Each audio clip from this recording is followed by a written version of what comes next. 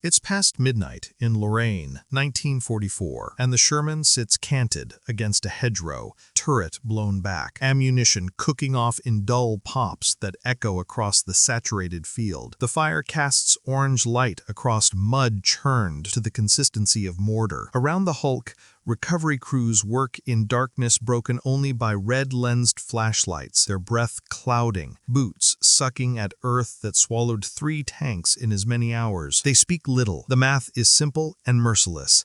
A German 88 can punch through a Sherman's frontal armor at 1,000 yards. The Sherman's 75 needs 300 to answer back, and even then the odds tilt wrong. In Lorraine this autumn, the differential is paid in crew. Lieutenant General George S. Patton, Jr. walks the wreck line in silence, jaw set beneath the rim of his lacquered helmet, collar turned against the wind. He does not inspect, he absorbs. His eyes track the blackened escape hatch, the blown road wheel, the scatter pattern of personal effects half sunk in the slurry. A tanker NCO salutes without straightening fully. Patton returns it and keeps moving, hands deep in the pockets of his wool coat. He has walked lines like this from Tunisia to the Rhine, and the pattern never changes. Speed saves divisions. Armor saves men. The American tank fleet gives him the first and rations the second, and the imbalance has begun to show in the eyes of crews waiting beside their replacement Shermans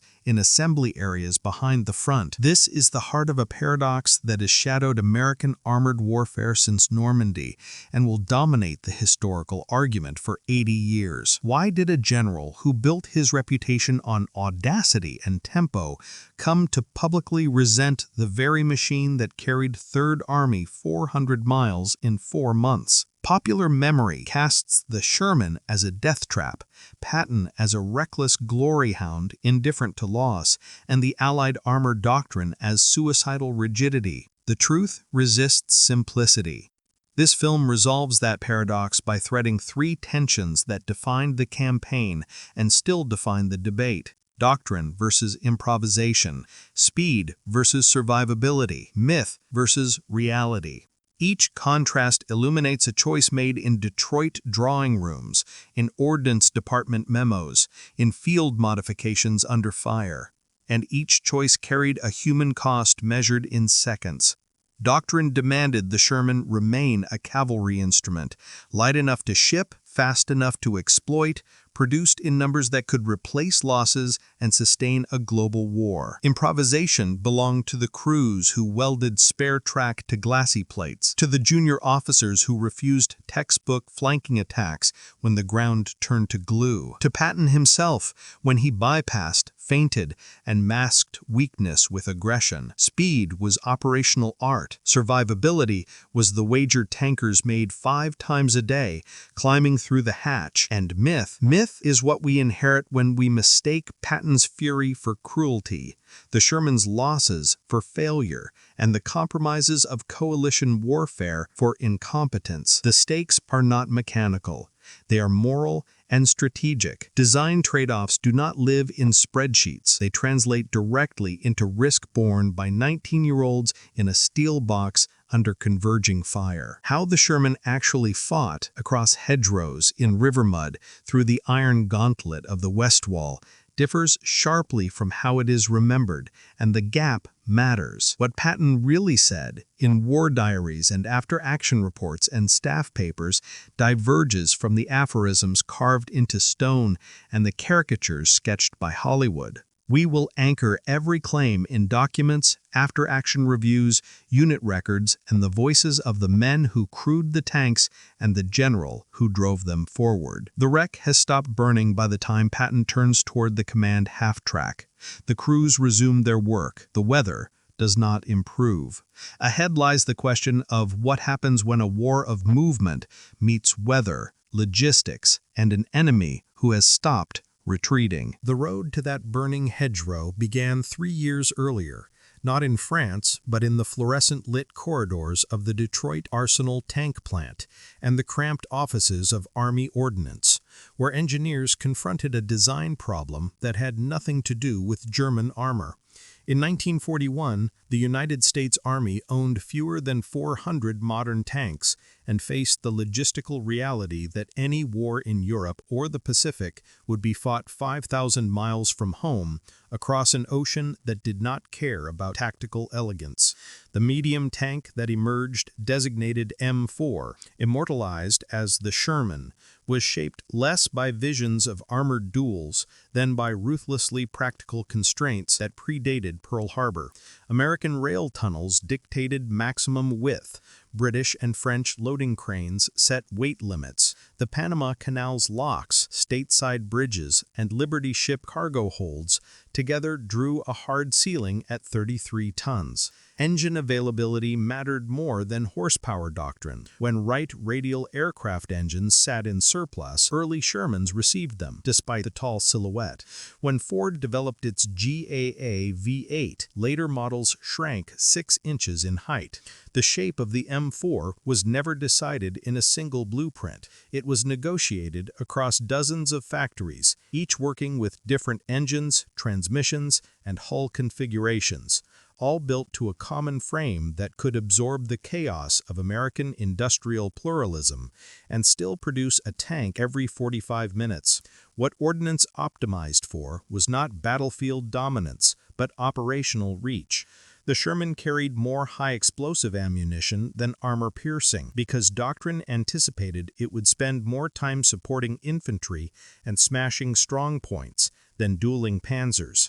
It mounted a gyro-stabilizer for its main gun, crude but functional, enabling it to fire accurately on the move, an advantage no German tank possessed. Every Sherman came standard with a radio. Most German tanks below company command did not. Reliability eclipsed raw performance. The Sherman's powertrain was over-engineered for durability, its tracks wide enough to handle soft ground, its final drive designed to survive the kind of sustained cross-country movement that broke the suspensions of heavier rivals. It was not built to win the first engagement, it was built to reach the 100th. The mathematics were cold and deliberate. A single Tiger cost Germany the production capacity of 4 Panthers, or 8 Panzer IVs. The United States built 49,000 Shermans and accepted loss rates that would be strategically sustainable as long as replacement flow exceeded attrition. Speed versus survivability was not an oversight. It was a conscious trade-off, calibrated to a war in which the Atlantic and Pacific were as much obstacles as any defensive line.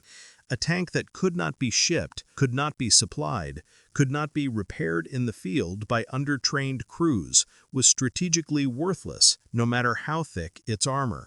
Ordnance chose good enough engineering over the pursuit of invulnerability, and the men who had to live inside that choice learned quickly that good enough was a relative term. The human lens through which we follow this tension draws from a composite crew drawn from the 37th Tank Battalion, 4th Armored Division, one of the sharpest spearhead units in Patton's Third Army. The driver, a soft-spoken Pennsylvanian in his early 20s, had worked a coal conveyor before the war and understood machines that demanded respect and routine maintenance. The gunner, wiry and precise, had hunted deer in the Missouri Ozarks and possessed the patience required to wait for a clean sight picture in a vehicle bouncing across a plowed field. The loader, youngest of the three, came from a Chicago rail yard and brought the kind of industrial rhythm that let him keep the breech fed even when adrenaline made his hands shake. They did not name their tank, they did not paint nose art. They treated it as a tool that would keep them alive if they were smarter and faster than the crew in the tank across the field, and they modified it accordingly. This was doctrine versus improvisation in its purest form. Ordnance manuals specified authorized configurations and warned against field modifications that might compromise structural integrity or void maintenance protocols. The crews welded spare track links to the glacis plate and turret cheeks anyway, creating makeshift applique armor that added 2 tons and reduced top speed, but might deflect a glancing hit. They bolted racks to the engine deck for jerry cans and rations, traded grenades for extra machine gun ammunition, stuffed sandbags into the bow compartment until a directive from above, concerned about ground pressure and driver visibility, ordered them removed, whereupon the sandbags quietly reappeared. They invented, they stole. They learned that the 76mm gun, phased in beginning mid-1944, offered better penetration than the original 75, but came with less high-explosive punch, making it a trade neither infantry nor tankers wholly welcomed. They discovered that wet stowage ammunition bins, surrounded by water jackets, reduced the likelihood of catastrophic brew-up if the tank was penetrated, but only after dry stowage models had been burning in Normandy for 2 months. Behind them, a continent away, Ordnance Department memos chased unit reports through bureaucratic layers, attempting to catalog lessons, authorize upgrades, and manage a supply web stretching from assembly lines in Illinois to railheads in Lorraine. Decisions made in conference rooms in January reached field depots in August, by which time the crews had already solved or died from the problem under discussion. And at the tip of the spear stood Patton, a cavalryman in everything but name, who saw terrain as tempo and tanks as the instrument by which willpower could be translated into geographic fact. He did not love the Sherman, he needed it. Third Army's dash across France, 400 miles in 30 days, a pace unmatched in modern war, was possible only because the Sherman could sustain that velocity, could be refueled from jerrycans scavenged in captured dumps, could throw a track and be back in column before the stragglers caught up. The logistical map told the story in clean lines. Good enough engineering purchased operational freedom. The after-action reports told it in shorter sentences. Ahead lay the test neither Ordnance nor Patton had planned for. What happened when momentum met fortification, when autumn turned roads to rivers, and when the enemy remembered how to fight? The reports began arriving on Patton's field desk in early September, and each one carried the smell of cordite and failure. They came from 12th Corps, from Combat Command A, from Battalion S3 shops, still compiling loss tallies from the drive east. Standard after-action paperwork elevated to crisis by the repetition of certain phrases. Frontal penetration at 800 yards. Ammunition fire, crew lost.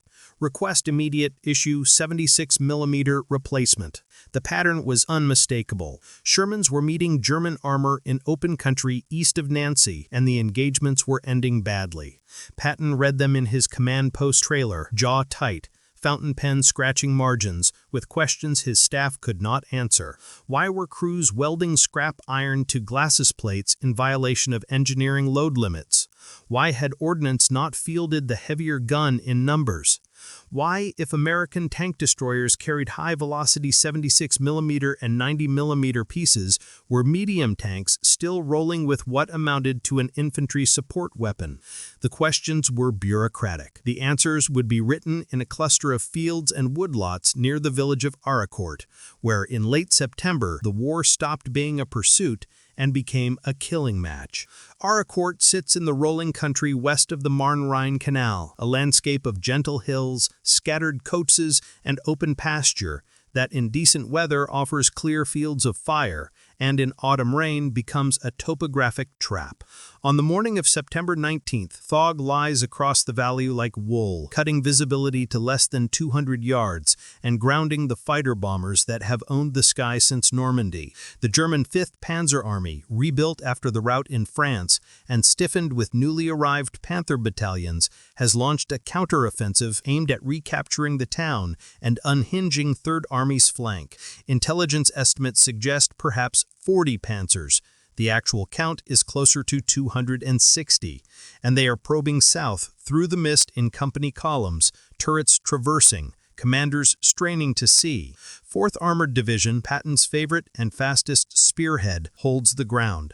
Its Shermans are spread in platoon hedgehogs around key villages, hull down where the terrain permits, engines idling low to minimize sound. The composite crew from 37th Tank Battalion sits in position on a low rise east of Aricourt proper, the driver watching his sector through the periscope. the gunner's hand resting on the transverse wheel, the loader counting rounds for the 5th hour that afternoon. Their tank mounts the older 75mm gun. The new 76s are still trickling forward in 1s and 2s, allocated first to lead companies. They have heard the stories: Panthers at 1,000 yards, frontal armor proof against everything but a perfect shot to the turret ring, and they have decided their best chance is to let the enemy close, to see first and shoot first, and to be gone before return fire corrects. The radio hisses. A forward observer reports movement, grid coordinates, bearing. The battalion net crackles with call signs. No one breaks discipline. No one transmits longer than 3 seconds. This is the advantage doctrine built into every Sherman and which no Panther company below headquarters possesses. Every tank can talk to every other tank, and to the artillery, and to the infantry, and to the air liaison officer, who at this moment is cursing the fog and calculating when it will lift. The Germans have better optics, thicker armor, a longer gun. The Americans have a networked kill chain that turns 5 tanks into a single distributed weapons system. The Panthers emerge from the fog at 150 yards, angled slightly, moving at a cautious walk. The gunner tracks the lead vehicle, centers the reticle on the turret side, where the armor is thinner, and waits for the order. The tank commander, a lieutenant on his 4th month of combat, lets them come to 100 yards, then gives the word. The 75 barks. The Panther shudders, slews left, and stops. The loader has the next round in before the first casing hits the floor. A second Panther fires blind into the mist, the round snapping overhead. The Sherman reverses down the slope, reappears 30 yards north, engages again. Across the field, 2 more Shermans open up from a tree line, converging fire. The radio calls artillery, fire mission, troops in contact, over. Within 90 seconds, 105mm howitzer shells begin dropping into the German assembly area, 400 yards back. The barrage is not precise. Forward observers are guessing through fog, but it fractures the Panther column's cohesion, and cohesion is what attackers need when they cannot see. One Panther burns, another withdraws, throwing track on a drainage culvert it never saw. The Shermans displace again, leapfrogging to alternate positions scouted the afternoon before. The engagement lasts 11 minutes. When the fog thins an hour later, 3 Panthers sit immobilized in the pasture, and the Shermans are gone. This is doctrine versus improvisation at the edge of contact. The field modifications, spare track welded to the hull, sandbags repositioned daily despite orders, are improvisation. The radio net, the pre-plotted artillery concentrations, the rehearsed displacement drills, and the decision to trade armor for mobility and first shot advantage, that is doctrine, and it is working. The Sherman 75mm gun cannot reliably penetrate a Panther's frontal glasses beyond 300 yards. Ballistic tables make that clear, and crews know the math in their bones. But the Panther's optical superiority and long 75mm KWK-42 are calibrated for open-field gunnery at ranges the fog has made irrelevant. At knife-fight distance, the Sherman's gyrostabilizer allows it to fire accurately while moving. The Panther must halt. The Sherman's turret traverse is hydraulic-powered and fast. The Panther's is slower, and the American tank weighs 12 tons less, which means it can use soft ground and narrow lanes the Panther cannot. This is myth versus reality compressed into seconds of decision. The myth, already forming in the popular press and later calcified in film, holds that the Sherman was a steel coffin, outmatched in every category, crewed by men sent to die by indifferent planners. The reality at Aricourt is that between September 19th and September 29th, 4th Armored Division destroys or disables approximately 280 German tanks and assault guns, while losing fewer than 30 Shermans. The after-action review will credit superior American gunnery, coordination, and crucially, the willingness to fight from positions that turned the Panthers' advantages into liabilities.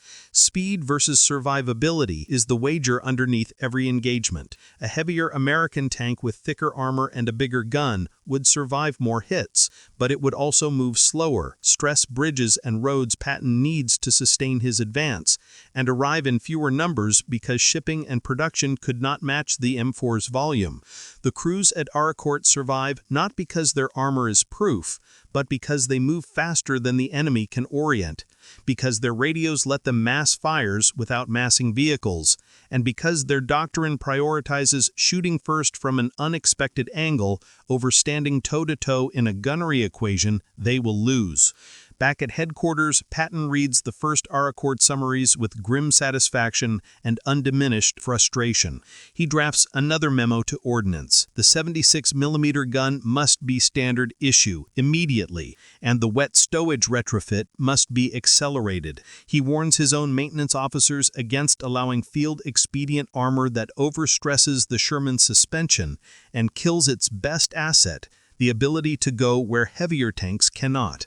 He is not mollified by the kill ratios. He sees the cusp of what is coming. The Germans are no longer retreating. The weather is closing in, and the fuel that powered the August breakout is pooling in distant depots because the supply line has outrun itself. The fog lifts in the afternoon of the 29th. The battlefield at Accord is quiet, scarred with burned-out hulks and the geometric chaos of track marks in churned earth.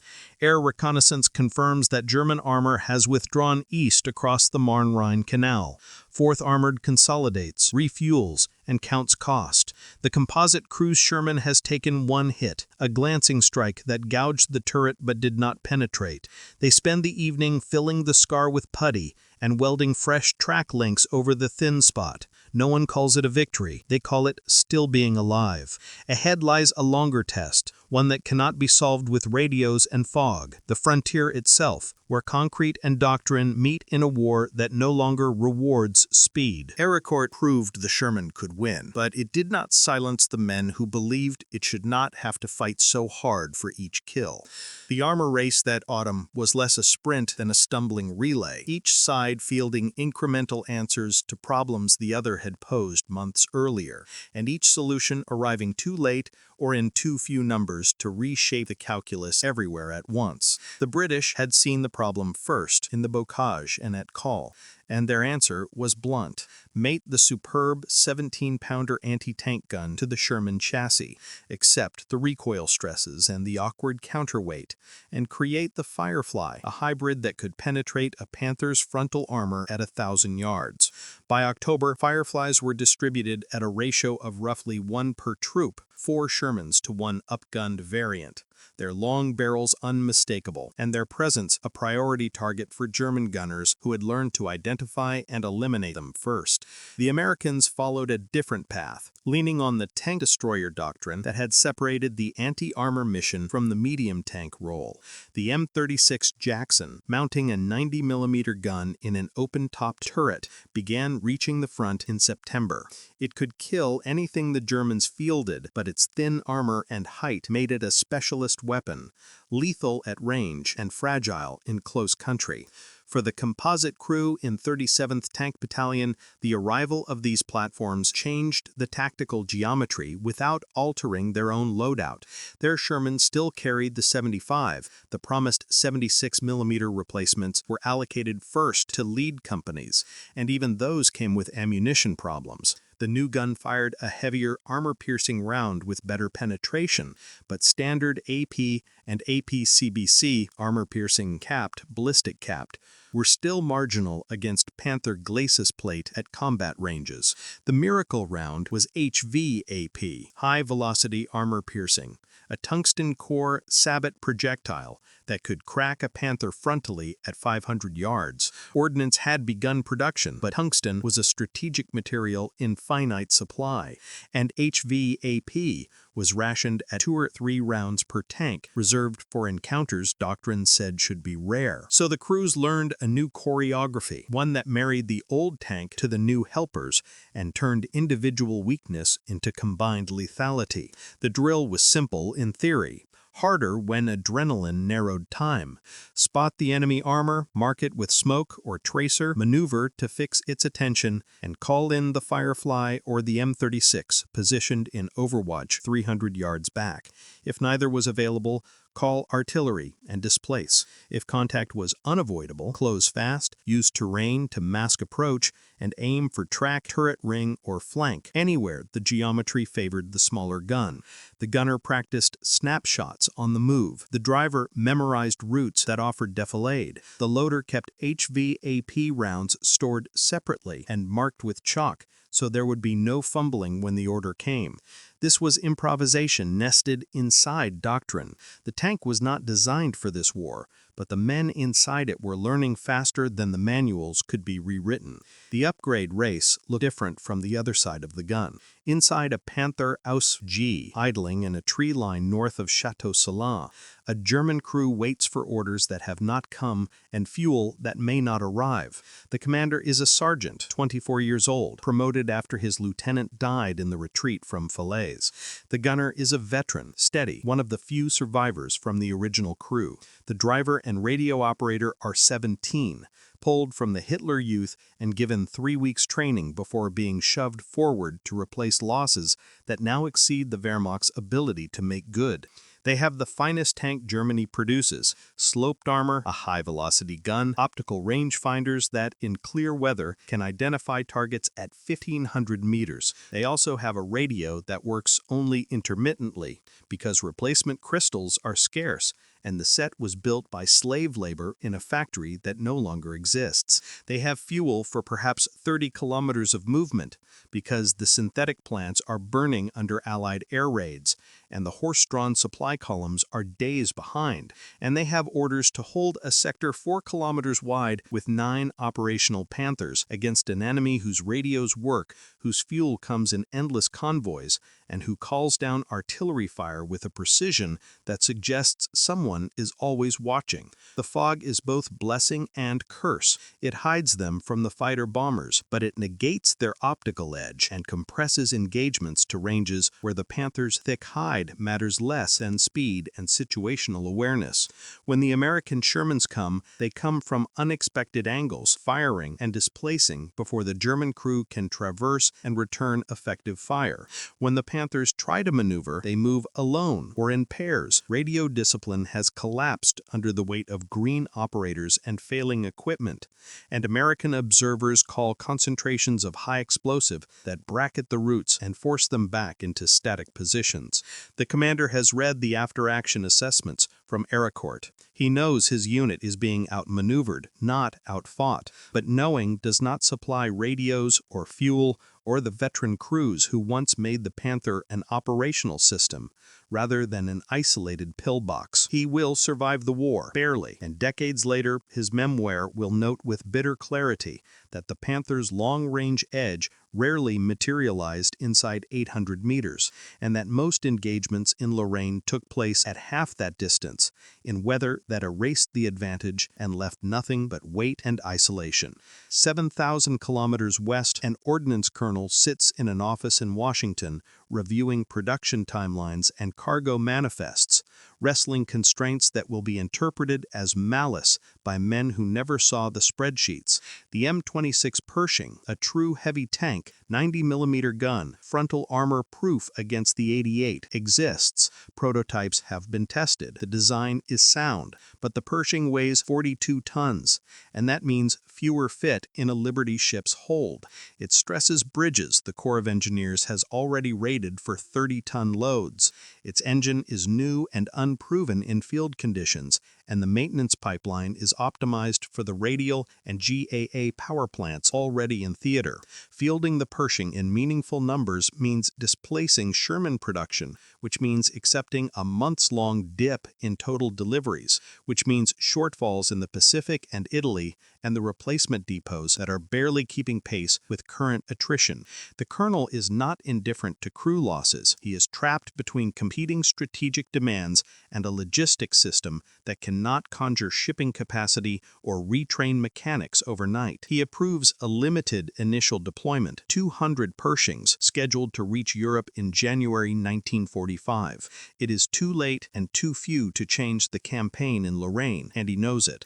The calculus is cold. The war will be won or lost with the Sherman, and the Pershing's arrival will be a postscript unless Germany collapses first. The constraints are structural, not moral, But the men who will pay the difference in the meantime do not staff ordnance offices and will not see the spreadsheets.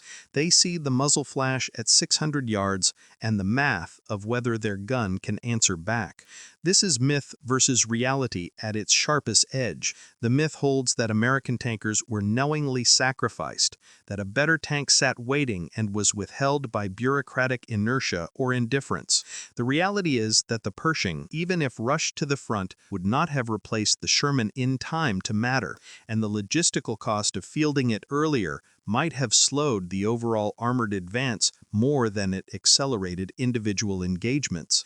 The Sherman's losses were real and grievous. The decision to accept them was neither careless nor sadistic, but the product of constraints imposed by global war, industrial capacity, and an enemy who also fielded excellent weapons in sufficient numbers with crumbling support.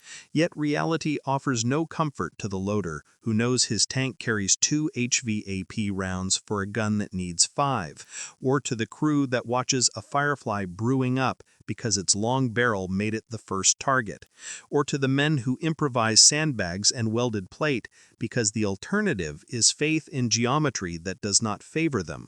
Doctrine says the tank destroyer and the artillery will handle enemy armor. Improvisation says you load HVAP first and hope the Firefly is still alive when you need it.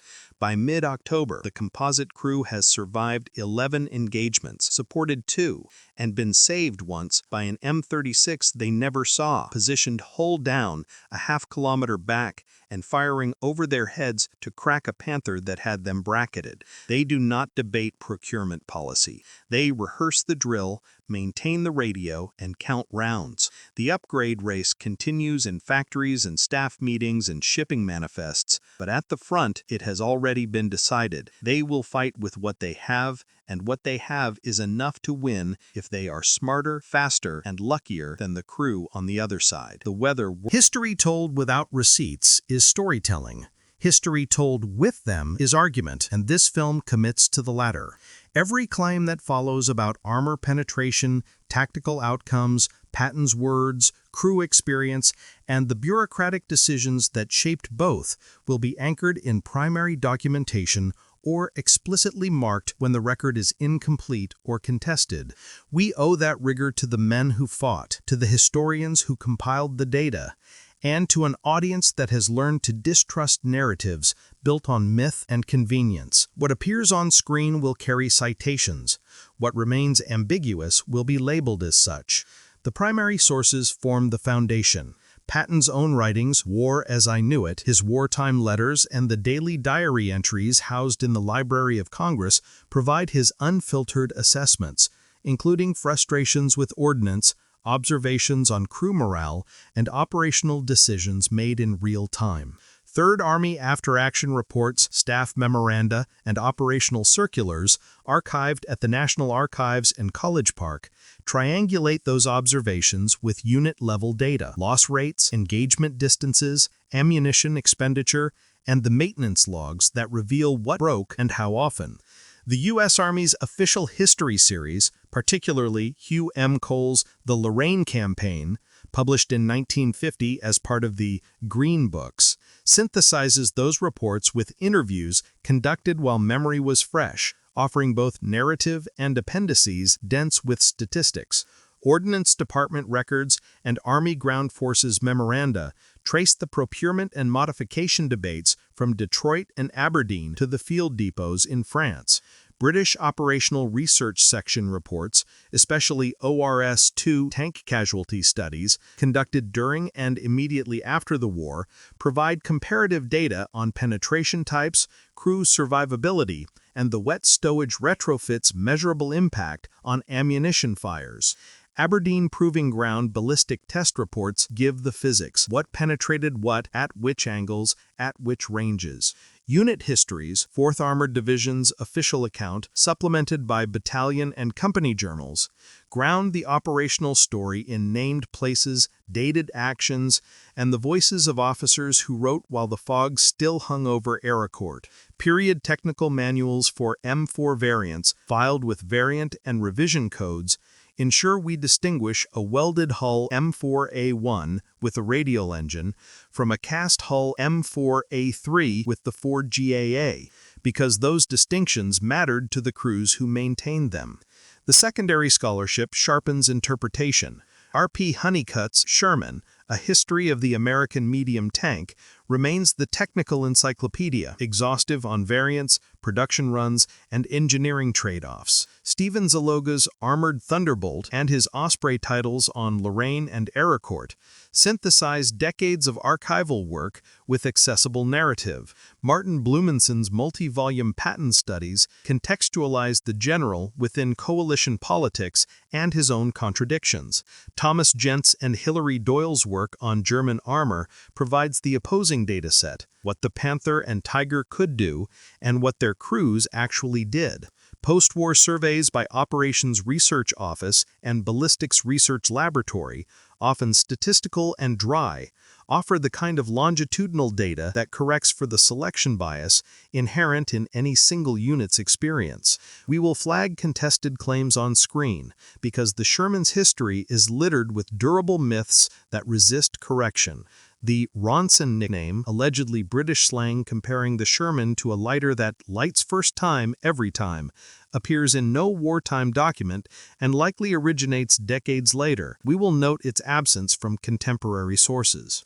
Brew-up rates before and after wet stowage show measurable improvement, but exact percentages vary by theater, unit, and reporting standard. We will present the range, not a single figure.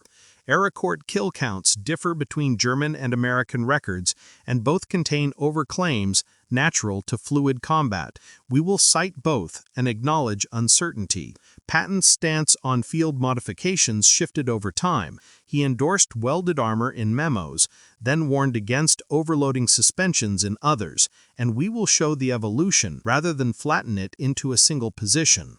Visual authenticity will be maintained through variant-correct labeling. Footage or reenactment stills of an M4A1 will be marked as such, distinguished from an M4A3E8 by hull type and suspension. 75mm and 76mm guns are visually identifiable by mantlet shape. We will not mislabel them. Maps will carry source watermarks. Archival documents will display collection and box numbers in lower thirds. Finally, transparency about method. Composite characters, our crew from 37th Tank Battalion, are disclosed as such, built from multiple memoirs and unit records rather than single individuals, because privacy and the passage of time make maiming specific tankers ethically complex and often impossible. We invent no dialogue. We do not place Patton at scenes his diary does not confirm. We respect the difference between what veteran testimony recalls and what the documentary record corroborates, and when they conflict, we say so. Ahead lies the hardest ground, where all the data and doctrine meet fortification, weather, and the kind of attrition that resists narrative elegance. The Pershings finally rolled off the transports in Antwerp in January 1945, 90mm guns in sloped armor gleaming, and by then the war had already been decided by the tanks they were meant to replace. 20 prototype T-26 E3s, soon standardized as the M26 Pershing, reached the European theater in the campaign's final months, assigned to specialized units for evaluation under combat conditions. They arrived as Patton's Third Army pivoted north to relieve Bastogne, then turned east again to cross the Rhine and drive into the German heartland. The Pershing performed well in the engagements it saw. Its armor shrugged off hits that would have gutted a Sherman, its 90mm gun cracked Tiger frontal plates, and crews praised its stability and firepower. But there were never enough to matter operationally. Third Army entered Germany with more than 2,000 armored fighting vehicles. Fewer than 30 were Pershings. The Sherman, in its evolving forms, carried the weight. By early 1945, the Sherman arriving at replacement depots bore little resemblance to the early models that had landed at Normandy. The 76mm gun was now standard on new production M4A3s, and HVAP ammunition, while still rationed, flowed in quantities sufficient to issue beyond emergency reserve. Wet stowage ammunition racks jacketed in water or glycerin to suppress fires, had been retrofitted across the fleet, cutting catastrophic cook-offs by more than 60%, according to post-war British and American casualty analyses. The horizontal volute spring suspension, which had served since 1942, gave way on late models to HVSS, horizontal volute spring suspension, wider tracks, and improved ride that earned the variant its nickname, the Easy 8. These were not different tanks. They were iterations, the platform learning faster than the procurement cycle, doctrine bending toward improvisation until the two became indistinguishable. The Firefly continued to punch above its weight, its 17-pounder giving Commonwealth armored units a long-range equalizer the Americans lacked until M36 tank destroyers arrived in numbers. Firefly crews paid for the capability with height, recoil stress, and the knowledge that every German gunner had learned to identify and kill the long-barreled Shermans first. Yet the hybrid worked, a field expedient elevated to doctrine, proof that good enough engineering could be bent toward excellence when necessity and ingenuity met. Patton crossed the Rhine in late March, his columns moving faster than supply could sustain, accepting risk because momentum itself had become a weapon. The Shermans that took him there were maintained in the field by crews who had learned to swap powertrains in hours, who carried spare parts scavenged from 3 different hull types, who could diagnose a failing final drive by sound. Speed versus survivability had never been resolved. It had been managed day by day, crew by crew, until the war ran out of distance. The paradox the post-war analysts confronted was sharp and uncomfortable. On paper, German armor had been superior in nearly every category: thicker protection, more powerful guns, better optics. In practice, American and British armor had won decisively, and the reasons had less to do with the tank than with the system around it. Radios that worked, logistics that delivered fuel and ammunition forward faster than the enemy could interdict, maintenance doctrine that kept operational readiness above 70% even during sustained offensives, and a production base that absorbed losses and still increased the fleet. Doctrine had called for speed, combined arms, and overwhelming numbers. Improvisation had supplied the field modifications and tactical adaptations that made the doctrine survivable. The lesson was that a very good tank, fielded in huge numbers and supported by an integrated operational system, could defeat an excellent tank starved of fuel, replaceable parts, and competent crew training. Yet the United States also absorbed the counter lesson. Armor and firepower mattered, and the margin between adequate and excellent could be measured in crew lives. The Pershing became the template for the next generation, and its lineage flowed through the M46, M47, and M48 Pattons into the main battle tank concept that would define Cold War armored doctrine, vehicles that no longer chose between speed and survivability, but engineered both into the frame. The Sherman's war did not end in Europe. In Korea, 5 years later, American M4A3 E8s met Soviet-supplied North Korean T-34-85s in terrain that favored neither, and weather that punished both. The matchup was closer than Lorraine had been. The T-34's gun and armor were roughly equivalent to the late-model Shermans, but the outcome repeated the earlier pattern. American crews, better trained and supported by superior logistics and close air coordination, won engagements not because their tank was dominant, but because the system behind it functioned and the enemy's did not. Shermans knocked out in the morning were repaired and back in action by evening. T-34s, once disabled, often sat for days waiting for parts that never arrived. Maintenance trumped specifications. The final coda belongs to Israel, which in the 1950s and 1960s bought surplus Shermans by the hundred and rearmed them with French high-velocity guns, upgraded engines, and improved fire control. The Super Sherman fought in the Six-Day War and the Yom Kippur War, still lethal, still adaptable, a platform that had outlived every contemporary because it had been designed not for dominance, but for modification. Speed versus survivability had become speed and survivability, improvisation codified into doctrine. What changed because of the Sherman was not a single lesson, but a framework. American armor doctrine after 1945 retained the emphasis on operational tempo and logistical sustainability, but married it to heavier protection and more powerful armament. Industrial planning accepted that future conflicts might demand rapid shifts between tank types, and that modularity, powertrains, weapons, suspension, designed for field swap, was as vital as any single specification. Crew training deepened, incorporating the hard-earned knowledge that tactics could compensate for technical deficits, but only if soldiers understood both their own platform and the enemy's. The Sherman's real performance had diverged so far from its legend that the gap became its own historical problem, one that would take decades to close. Ahead lies the question of what Patton himself believed, and whether the man who drove the tanks hardest ever reconciled speed with the cost. The paradox resolves not in contradiction, but in comprehension. Patton never hated the Sherman. He hated the gap between what it was and what it could have been. His diary entries and post-war writings return again and again to the same friction point. Not the tank's existence, but the institutional inertia that delayed the 76mm gun, that forced crews to weld scrap iron to holes because ordnance moved slower than combat, that fielded a platform optimized for 1942 constraints into a 1944 battlefield without the iterative speed the war demanded. He prized the Sherman's operational qualities, the reliability that let Third Army sustain a 400-mile advance, the mechanical simplicity that kept spare parts flowing and road wheels turning, the speed that translated his aggression into geography.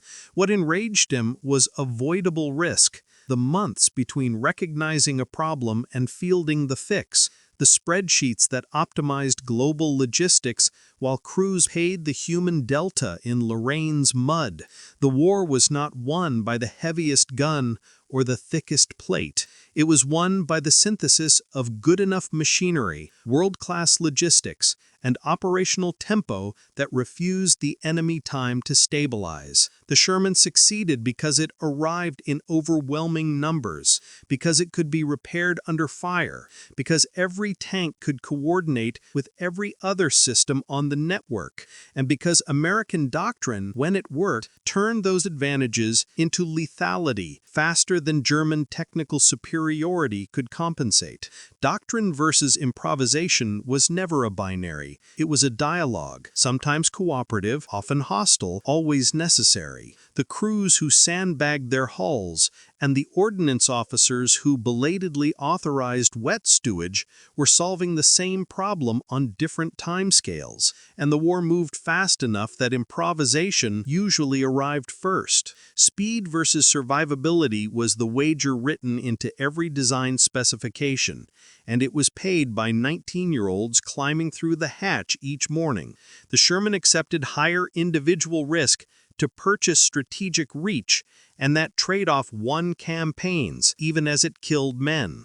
There is no sanitizing that calculus, no pretending the decision was costless. The honest assessment is outcomes under constraint. The Sherman, supported and employed as it was, accomplished what it was asked to do, and the costs, real and grievous, were lower than the alternatives available within the same logistical and industrial envelope.